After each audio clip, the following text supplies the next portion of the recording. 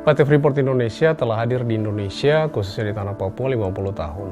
Telah menjadi mitra pemerintah Indonesia dalam pembangunan di Indonesia, khususnya di Papua dan di Kabupaten Mimika. Kami hadir dalam program kesehatan masyarakat, program pendidikan.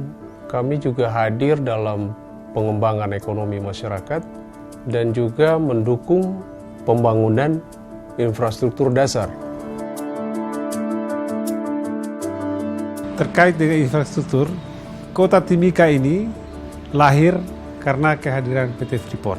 Dulu di sini berupa hutan, tidak ada apa-apa, kemudian secara perlahan dibuka, berkembang sampai dengan kondisi pada saat sekarang ini. Kemudian menyangkut perhubungan udara, itu sudah lebih awal dibangun oleh PT Freeport, yaitu Bandara Moses Kilangin. Dan sampai sekarang satu-satunya bandara internasional yang masih dipakai di Mimika ini.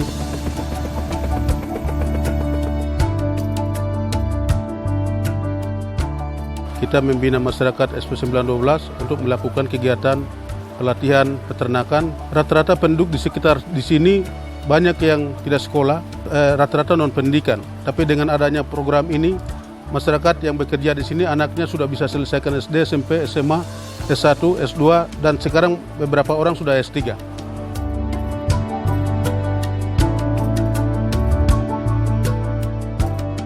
Rumah sakit Wabanti ini dibangun oleh PT Freeport tahun 2002.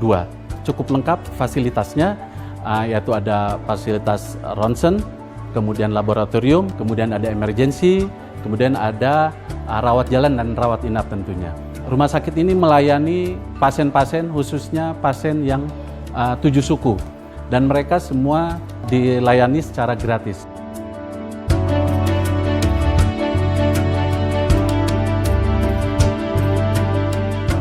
Program-program kesehatan masyarakat yang kami jalankan antara lain kesehatan ibu dan anak, penanggulangan penyakit tuberkulosis dan HIV, mengajarkan perilaku hidup bersih dan sehat, terus juga melakukan penanganan balita dengan kurang gizi.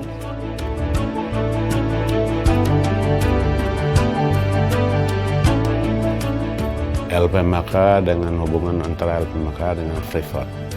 Luar biasa, program-program LPMK tetap mengutamakan 3 program utama, yaitu pendidikan, kesehatan, juga pengembangan ekonomi masyarakat, dan infrastruktur.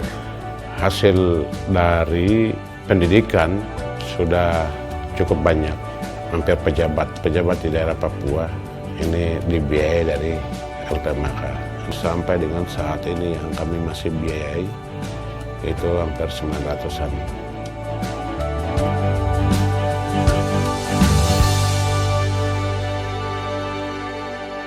Dari sisi ekonomi, semenjak kasus Freeport bergulir, saya melihat bahwa kegiatan perekonomian di Kota Timika ini mengalami kelesuan. Misalnya di tukang cukur, kemudian pedagang kain, dan juga kegiatan di pasar. Nah, harapan kami ke depannya, kalau ke saya sama punya ibu anggota kami semua, kami merasa rugi kalau Freeport tutup, jujur. Loh, itu kan kita berdayakan masyarakat dengan ilmu, dengan segala macam. Jadi kalau Freeport tutup, untuk kami memang kami merasa rugi sekali.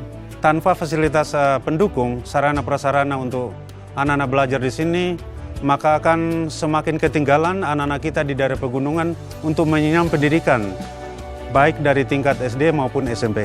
Mudah-mudahan Freeport dapat beroperasi kembali dengan normal dan dapat membuka lapangan kerja seluas-luasnya bagi masyarakat Papua. Dan kami karyawan Freeport akan selalu mensupport perusahaan kami.